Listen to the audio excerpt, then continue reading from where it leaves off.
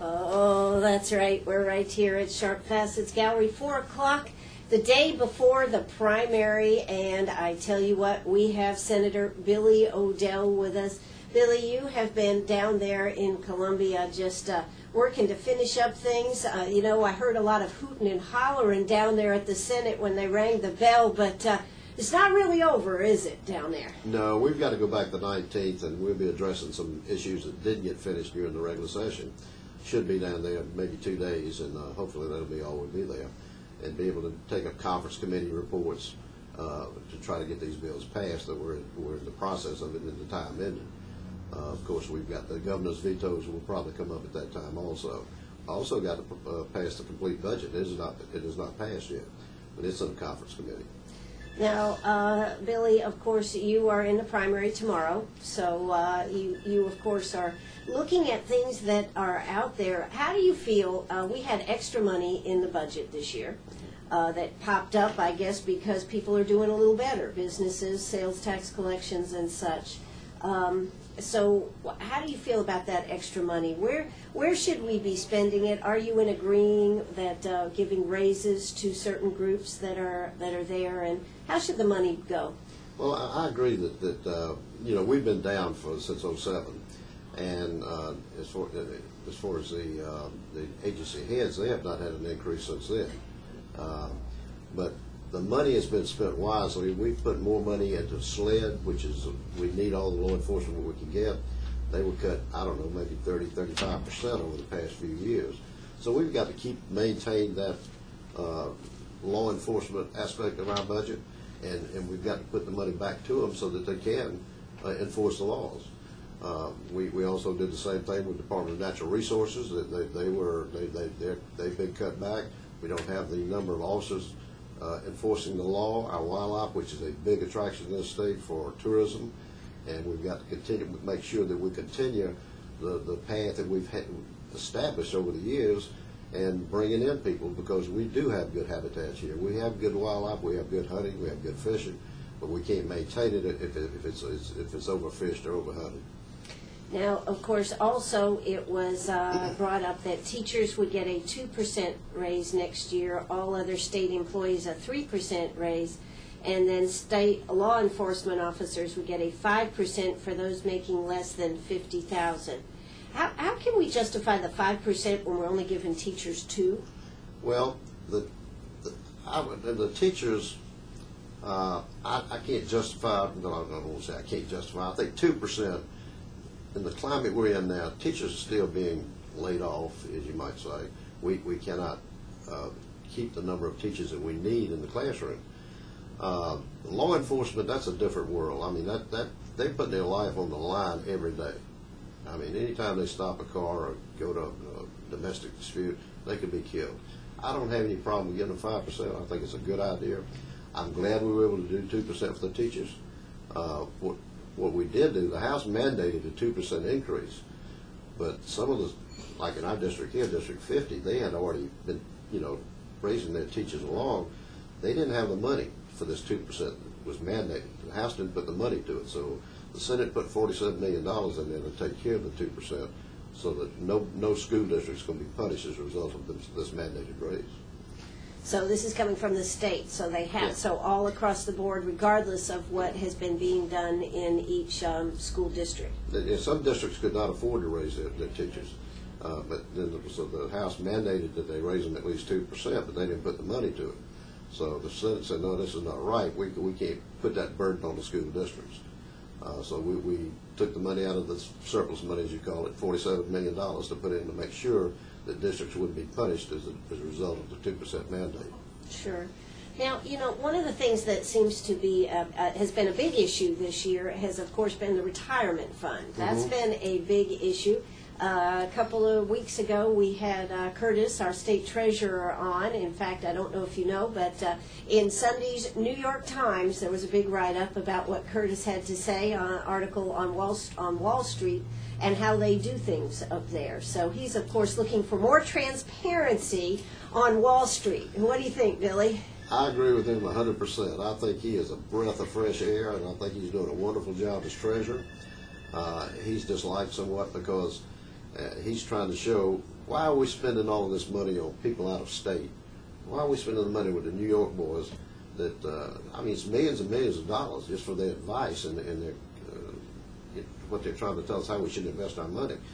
We aren't ignorant, totally ignorant in South Carolina. We have qualified people here that can help us invest. I don't think, we probably don't have anyone that could handle the whole 27 million, but we've got people that are qualified that will be able to tell us how we could invest that money for a better return, a safer return.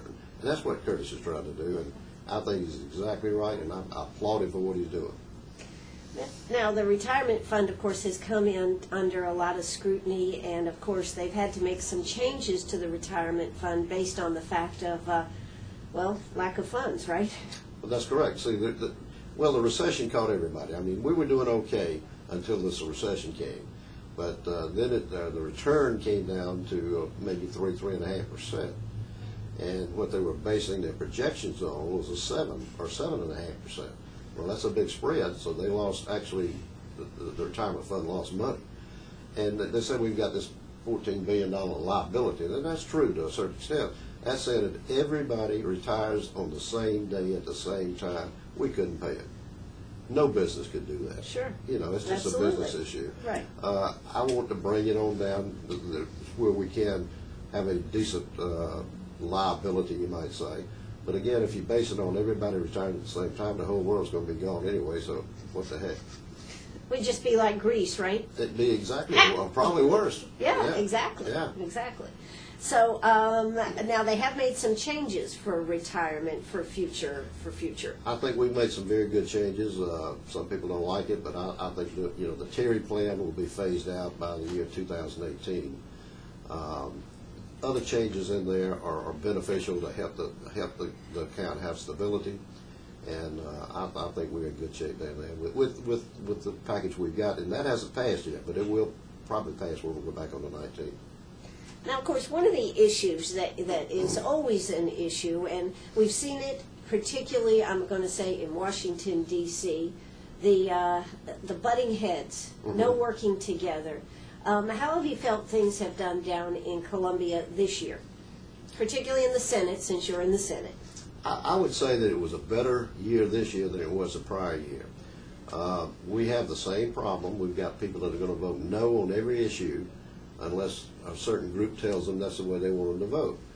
I've always tried to be in the mainstream and try to think for myself somewhat and try to understand exactly what's going to projection might be, and I don't always vote with that crowd, so they don't like me too much. They don't like you too much. No. Well, I think that I think in a lot of parts of whether it's Congress or even some on the state level, we've lost the issue of compromise. Well, Anna, that's a dirty word with this group. Compromise. You can't do that. But I don't know how you get anything done. I've been a businessman all my life. When I go in to sell a customer, I've got a certain price in my mind that I'd love to get. And you probably run the same thing in your business. I might not get it, but if I can come down a little bit or whatever, or go up a little bit, that's compromise. Sure. And that's the way you have politics must work. I'm not going to give up my integrity for something, but I can probably give a little bit on an issue in order to get something accomplished. And if we don't get anything accomplished, we don't need to be there. Exactly. And you do spend a pretty long time during the year, from January through June. Oh, yeah. 4 days a week? Well, actually, we go down on Tuesday and come home on Thursday, but sometimes those Thursdays drag out for a long time, and those Tuesdays and Wednesday nights drag out. But really, I don't care what anybody says, it's not a part-time job. I'm fortunate. My children are running my business and my partner, and I don't have a lot of heavy lifting to do there, so I have enough free time to where I try to do good constituent service, and I think that's one of the most important things we can do. Good constituent service. Well, we are right here at Sharp Facets Gallery. Hey, if you've got a question for Senator Billy O'Dell, give us a call, 229-7984. That's 229-7984. Oh, that's right. We're right back here at Sharp Facets Gallery. We have Senator Billy O'Dell, and of course, he is in the primary tomorrow, so we are sitting here talking about some of the issues before us. Billy, some people are kind of concerned about the size of the budget, but what do you have to say about, this extra money? There's been discussion that should this money have been returned? What do you do when you have extra surplus in the budget? Well, for example, Department of Education, General Zayas, there was $177 million that was supposed to go to South Carolina to put into our educational system. Mm-hmm. All states got a certain percentage based on their per capita. He refused to take the money, so the other 49 states divided that $177 million among themselves. Now, we pay federal taxes, so we're going to be paying for that, but we didn't get any results. That would have helped keep teachers in school, help the schools, but because he opposes taking federal money, Why is that? Well, he's one of these folks. I assume that's kind of like my opponent that thinks that you should not take federal money, but based on Social Security, Medicare, things of that nature. There's a lot of that's based on federal money. I don't think we should send it all back, and they seem to think that we should, and that's why our budget, as he alluded to, is $22 billion. Our state money in 2011 was $5.3 billion. That's what we allocated towards agencies and state government. Most of the federal money that comes into play in South Carolina has strings attached to it. A lot of it goes to education. A lot of it goes to the health care. So do we send it back and tell our people we can't put you in a nursing home? We can't afford to. We're going to send the money back to the feds and let them give it to California. Well, what is the general feeling down there in the Senate, since you're in the Senate? What's the general feeling about sending money back? Should we be totally independent? Should we secede from the Union? No, we tried that. We tried that. It wasn't very successful. I don't think the second kick of the mule is too good. So I don't think I'd want to do that. I think we need to take federal money because we pay federal taxes. But what about the strings that are attached to it, Billy? Well, there's nothing that has to be addressed at the federal level. That's where our federal legislators must try to do something about the strings attached. Nothing we can do on the state level. They're not going to listen to anything I've got to say at the federal level. Actually, what was it, a year or 2 years ago when we had to take federal money to help with, what was it? Well, it was the stimulus money that you've heard right. so much about. I think it was a total, South Carolina got around $700 million. And again, most of that was used in the health care and education in our state. Again, we could have sent that back, but the other 49 states would have divided it up, and we would have helped them pay it back with our federal taxes. So whatever reasoning you want to use and say we shouldn't have taken it, it doesn't resound with me. If I'm going to have to pay for something, I certainly want to get a return on it. Absolutely. And it doesn't make sense to send money back when you're going to have to pay it back and not get a return. Absolutely. Now, let's see. I've got a question came in from Marvin Shirley. Zayas should not have that power. Is he nuts? We should have those dollars. Okay, Billy, it's a question that comes in over the air here. Well, he has the authority based on the fact that he was elected as Secretary of Education, but whether to sign a document or not accepting the money, he refused to sign it, and that's why it was sent back. I mean, I know that there was a lot of pressure put upon him to take the money, but it was his call. It was his call. All right, and then Marvin Shirley says, asks, what can you point to and say that, quote, that bill defines what I stand for? And also he wanted to know what business did you have? Well, I can't think of a particular bill that I can point to and say that's what I stand for. What I do stand for is my constituents. I give good constituent services. They've got a problem with government, and a lot of people do. I try to cut to the chase and get things done. I can't solve every problem, but I certainly try, and I have solved a lot of them. The business that I'm in, I was a mop and broom manufacturer in Ware Shoals, and came back and took over my dad's business back in the late 60s. He had a heart attack, and I came back to close the business and remained. He had 2 people working for him, and now we have 130 working, so it's been pretty good for us. Absolutely. Now, speaking of that and employees and everything, this is maybe a little bit off the side, but we've got some hefty things that could be coming our way, such as the health care bill and this type of thing. As an employer, what do you see, Billy?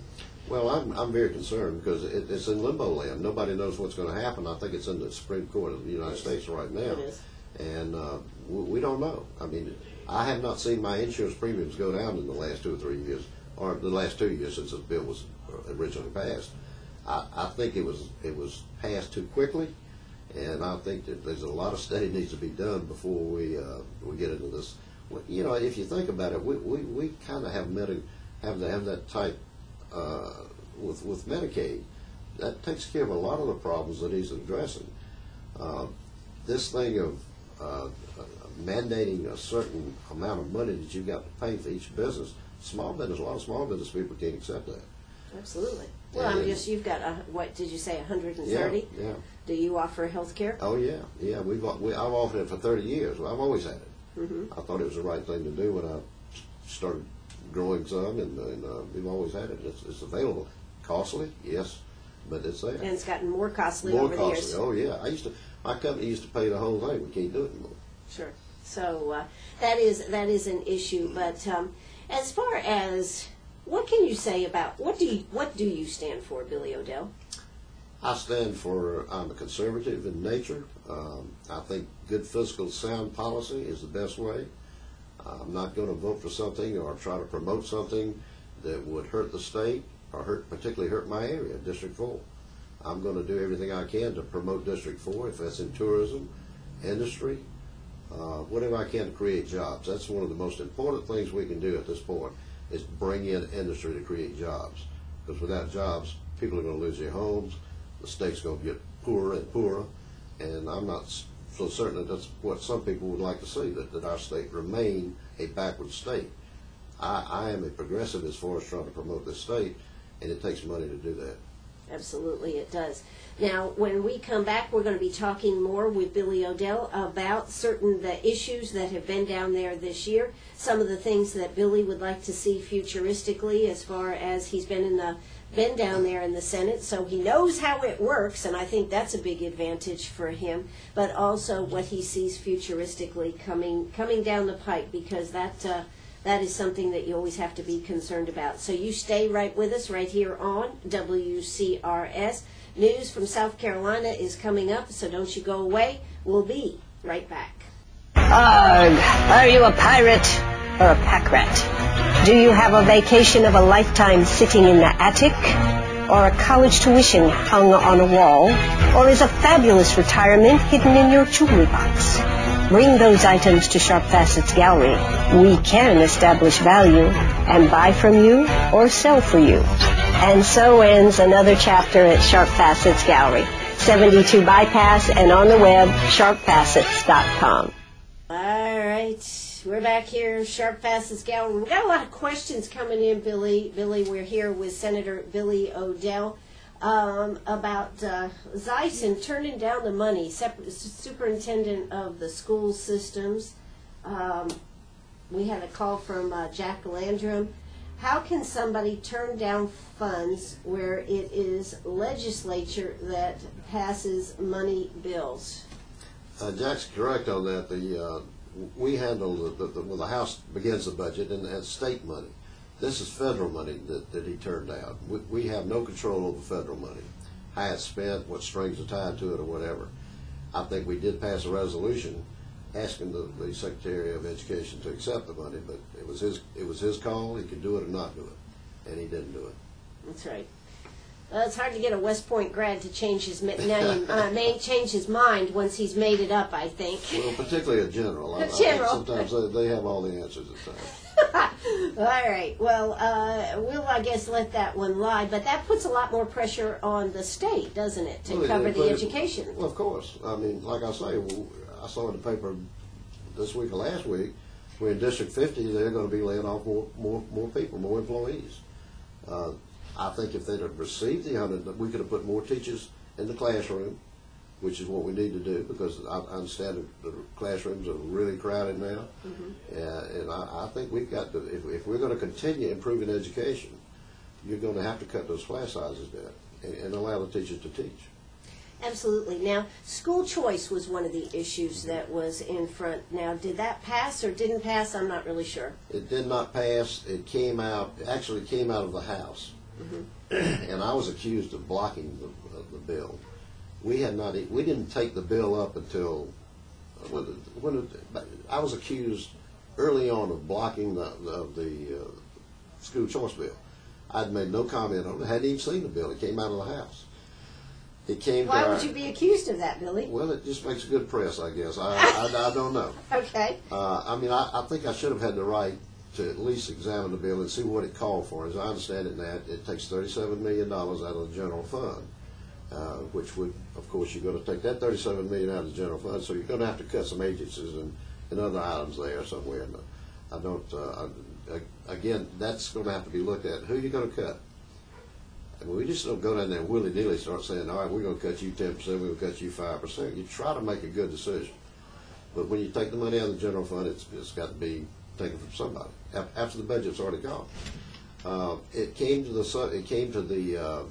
Senate Finance, which I'm on, and I guess maybe that's the reason they said that I blocked it. I wish I had that power. I'm not the chairman of the Senate Finance. I'm just a member. And for some reason, I got blamed for it. But then it was your turn? I think I was targeted for that. Okay. But anyway, it went to a subcommittee. The subcommittee reported it out without a recommendation to the full committee. The full committee passed it out, which I am a member of that full committee. We passed it out without a recommendation. So what does that mean? It means recommendation? that it's coming out and it'll be debated on the floor of the Senate. So you're not saying we should or should not do that. It's totally open. That's what you're saying. That's right. And that's when the advocates can promote it and the ones against it can go against it. Sure. And that's the way it should. I mean, that's the way all legislation is passed. Just because the House passes a bill doesn't mean the Senate is going to rubber stamp it. And I don't think the people of this district want us to rubber stamp everything that comes out of the House, and vice versa. I don't think they want their House members to rubber stamp Senate bills. So it's a debating thing where you try to advocate your position, and the proponents will do that, and then the people that are against it will, of course, put their position forward. But what happened to it? Nothing. Time ran out. Okay. It only came out. Well, it was on the floor last week, so the time ran out, and we never did get to it. So that'll be something that comes up next year, I guess. It will have to be reintroduced and debated again, go through the committee process. But apparently it will probably have some momentum now that it's gone as far as it has. But some people are impatient. They want everything to go right now, my way. Sure. Now, another big issue, of course, is the port. Mm-hmm. And one of the things that y'all did down there, I do believe, is you set aside some bond money should the federal government not come through with the funds that it should be coming through with. Well, what we did add, of course, now, part of that money, that surplus money that people refer to, $180 million of that is in the budget for the dredging of the port. So it's going to cost about $300 million to dredge the port.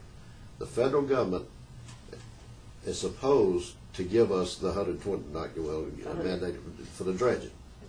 We don't know whether they're going to do it or not. Is that because why? Because they're cutting back, and the federal government's cutting back also. They're cutting some things. So we're not certain if they're going to be able to continue what they have done in the past. So what we said, all right, we want the whole world to know that we're going to dredge this port. Mm-hmm. We don't need the $120 million right now. We need it maybe 2 years from now. So we're going to go ahead and get this legislation through that will authorize a $120 million bond bill strictly for dredging the port. If the federal government comes through with their $120 million, then we don't issue the bonds. It's pretty simple. Sure. But we want the world to know that Charleston Port is going to be ready to take the Panamax ships. When I went into office, Charleston was the third best seaport on the East Coast. We're 14th now. And there's a variety of reasons for that. And we do not want to get back to that status. We want to progress and get our port back to where it should be. Because the upstate depends on the port. the whole state does, but Yeah. but there is a lot of people sometimes don't think that the port is that important up here in the upstate. Exactly. And, you know, our industry, BMW, Fuji, First Quality and Adams, they all depend on the port. That's one reason the industry comes to our state, is because of Port of Charleston. And if we're going to mess around and let us deteriorate because of politics, then we're in bad shape. Absolutely.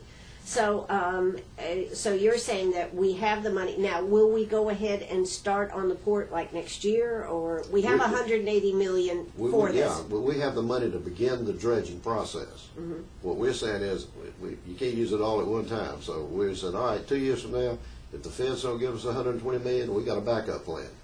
We're gonna issue these bonds, and I think the people of South Carolina, if they understand what we're doing, they'll agree with that. Sure. So, so 180 million was taken out of the overage. The surplus money Surplus. is I hear the surplus money. Yeah. Okay. All right. That's part of the process. They keep saying we got $1 billion in surplus money. We don't. Like that $180 million, the $47 million for education. I mean, there's all kind of places that you're putting money to bring the system back up to par. It's tough, isn't it? It's very tough. It's not easy. You know, I have often said that you take a group of people that may not all be budget experts and all this type of stuff, put them together and expect them to come up with an answer that is a legitimate, true budget. And on top of that, we are supposed to have a balanced budget down there in South Carolina. We're mandated to have a balanced budget. The only debt we have in South Carolina is our bond debt. The last bond bill that was passed was 1999. That was for $750 million. That has been paid way down. We could issue all kind of bonds if we so desired. That's not South Carolina. We don't want that. We don't want to be like the federal government. So we're not like the federal government. We have maintained a good, secure AAA credit rating. I'm proud of that. I'm proud I've been a part of that. There's only about 10 or 11 states in the union that have a AAA credit rating, and we're going to maintain that. Absolutely. Now, we just had a call come in, Jill Sammons, I think it is. Can you say that you read bills that you vote on? I can say that I read some of it. Some of them are beyond my comprehension. I get advice. I ask people, what does this mean? I don't know. It could be some people that are smart enough to understand everything that comes in every bill. And when we're dealing with 500 and 600 bills in a session, it's difficult. But I look at bills. I try to understand them, understand what the implications are, what is going to cause, what problems it might cause down the road, or how will it help down the road. And that's the way I usually vote. Absolutely. Well, listen, if you've got a call for Senator Billy O'Dell, he is in District 4, which is, of course, our district, heads all the way up to Anderson. It's a pretty good-sized district. It's a big district. It's pretty long. I've got an 03 car, and I've got over 200,000 miles on it, and I've been riding a lot in the district. Absolutely.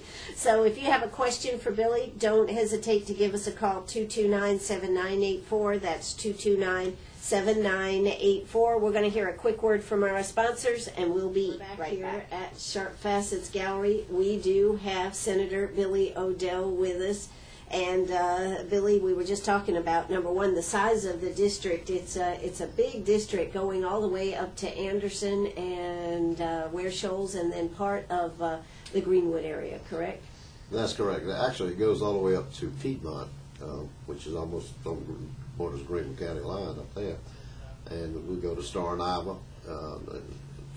I've got 13 municipalities in District 4, and they all have different problems. So you have to work with them. Absolutely. Well, we just had a guy call in, Jack Thomas. He says he's not in your district, but likes a rep that is a businessman and drives an 03 as long as it isn't a Rolls. Well, it's not a Rolls because I don't know where you get it worked on around here. I have to have a little upkeep on my old car. That's right. That's right. So thanks for calling in, Jack. And then we had...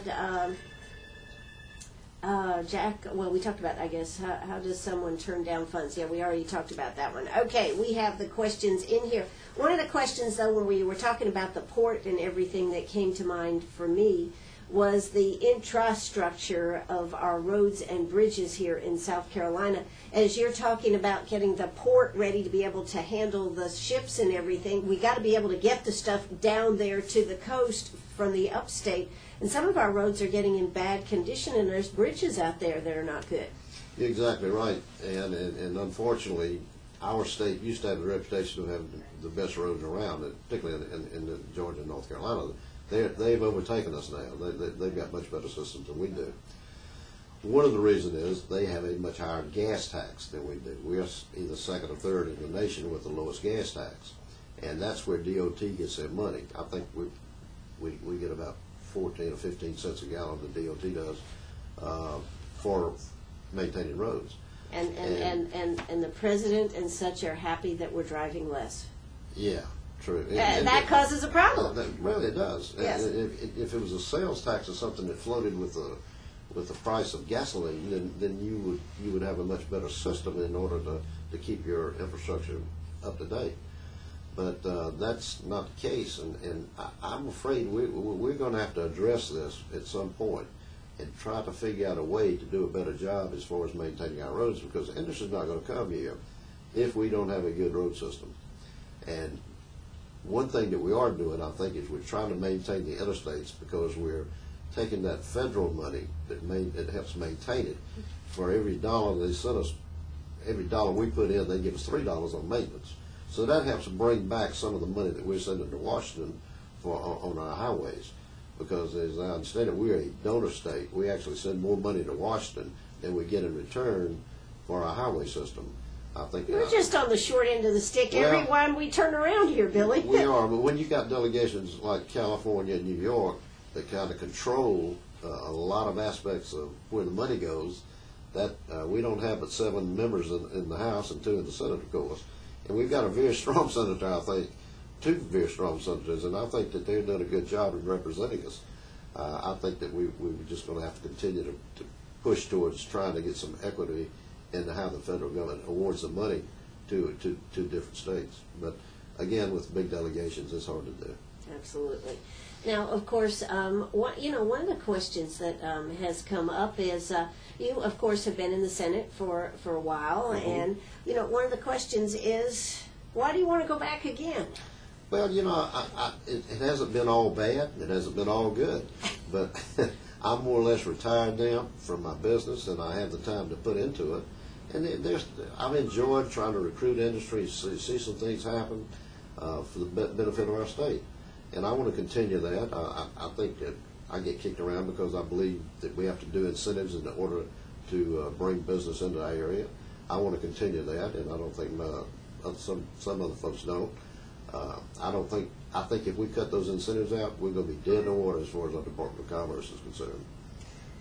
So incentives, we had the incentive for Amazon when they came here. That was a big one. That was a big subject of discussion. In fact, at one time it didn't pass, and then it did pass. Right. Other things like that is what you're saying? No, I think that's one of the incentive packages that I opposed, because I thought it was unfair to small business, and I opposed it vigorously in the Senate. As a matter of fact, I was with the crowd that I'm not normally with in opposing that bill. We held it up for a day or two, but eventually it passed because there was so much pressure on the people for the job creation aspect of it. But I still think it was unfair to some of our smaller businesses, and I hate to say that I hate to say that the job creation wasn't good, because I think it was good. Sure. But I believe if we'd have held out a little bit longer, we might have been able to get them to come anyway. Because we've got a lot to offer in this state. And a lot of people, the industry wants to come here because we've got people that want to work. And we've also got a good climate, just a good place to be. And some of these bigger industries have recognized that. Matter of fact, they told me that. Michelin told me that. They like it here. Absolutely, and of course we've got Boeing, and we've got all the tire places. I mean, we've got to become the tire capital of the world. We are the tire capital. Are we? With the 2 new expansions at Bridgestone and the Continental and Sumter, we're going in Michelin. We're going to be the tire capital of the country. Well, in knowing the district here, whether it's up there in Anderson or all the way down here into Greenwood, what type of industry are we trying to get here in this areas? I work real strong with Mark Warner, and I think he's doing a great job for the Greenwood Partnership. But let me mention this. This is one thing that we just passed, just got it passed, I think, last week. It's what we call the data center bill. And what this means is we're going to give these folks a certain incentive to come into this state. They will have to create at least 25 jobs, paying $50,000 to $60,000 a piece. Mm-hmm. Our sister state, North Carolina, has 27 of these centers now because they did the incentive package with them. Mm-hmm. Now we've got a clawback with them. If they don't create the jobs, then we get the incentive, that we get the money back. But what's so important about this? It requires no infrastructure. We've got Duke Power is a strong power grid in our state, and that's what they're looking for. It doesn't. They can take an old shopping center and put this data center in there. To me, that's a win-win. We don't have to spend any money on them. Give them a little incentive, and they're going to pay it back within a short time. So that's a very important bill that we just got passed. Greenwood would be ideal for that. Anything in District 4 would be ideal for a data center because we've got abandoned shopping centers. Mm-hmm. And Absolutely. those things, and you put people to work, it's just a great deal. That would be like the data center that's down there at the mall now. I can't. Well, no, I don't think. No, I know what you're talking about, but it wouldn't be. That's a call center, right? But it'd be similar to that. But it would be a data center where they bring in the information with these computers and all that stuff. It just takes a lot of electricity. Ah, okay. Google is a good example. Okay. That would be one. That would be one. Yeah. Okay, well, because, that is the subject. And, the other thing is, as small businesses, I'm talking about businesses less than 10, we are the ones that really are struggling here with the tax structure. And did anything happen this year on redoing the tax code? Yeah. Actually, we reduced the tax on small business. I think it's 5% now. And our initial proposition was to drop it down to 4% next year and eventually down to 3%. But I believe, from what I've heard now, again, the budget hasn't passed, but the House has dropped it even further than that, maybe down to 2%, and making it more immediate. So this, we are looking at changing the tax code to make it more business friendly. Yeah, more business friendly, particularly for small business. That's good, because that's an issue right there. Well, let's see. We got another question here. Carla Mitten is at Lander. She's a professor there. We need to think beyond just gas and move towards how to determine use. Electric cars, natural gas are going to get bigger.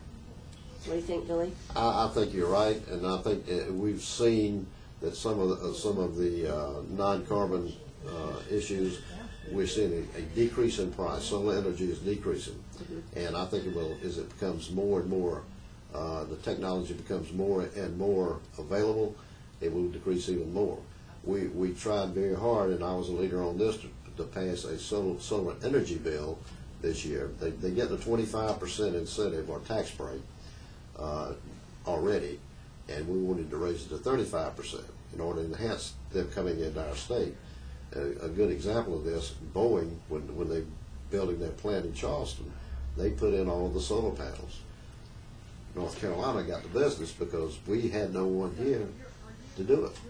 And that's why we need to do things like this and make sure that we get more self-sufficient within our state. Yeah. And so we can secede from the union someday, see? No, we won't do that. But I think that, by doing this is going to put more pressure on the oil industry to be more competitive. We're controlled by the Arabs at present. Sure. They control the oil.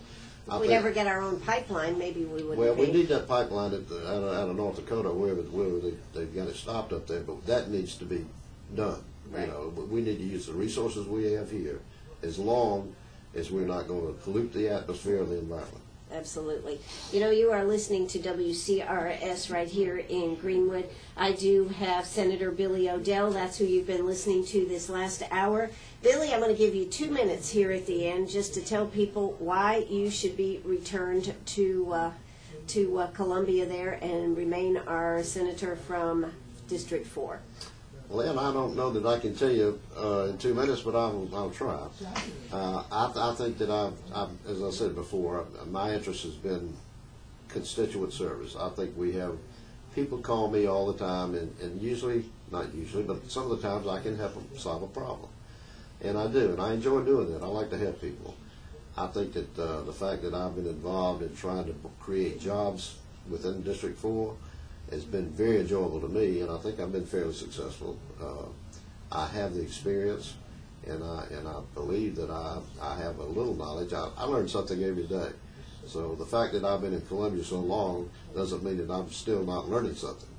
And I think it takes time. You have to learn the way things are handled in Columbia and try to work with the people and get things done for your people.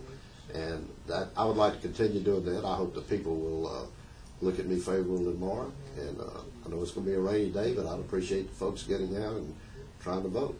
Absolutely.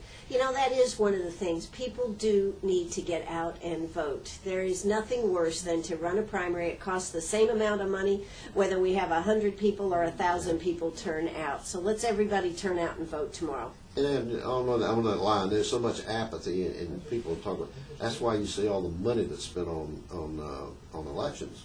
It's trying to get people out to vote, and it shouldn't be that way in this country. We ought to be proud to go out and vote.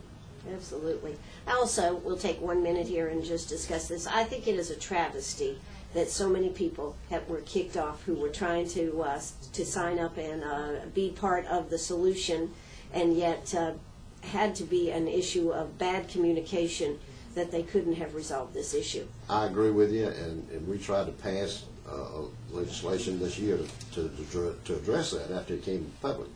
But we were blocked by certain members of the Senate, so I can't say any more about that. But I think that Greenwood did very well. Connie Yes. Mooney did a great job. Yes, she did. And that's the way it should be handled. She's a professional. She runs the election board. And we should be signing up with election commissioners, not party presidents or chairman or whatever they call of these parties.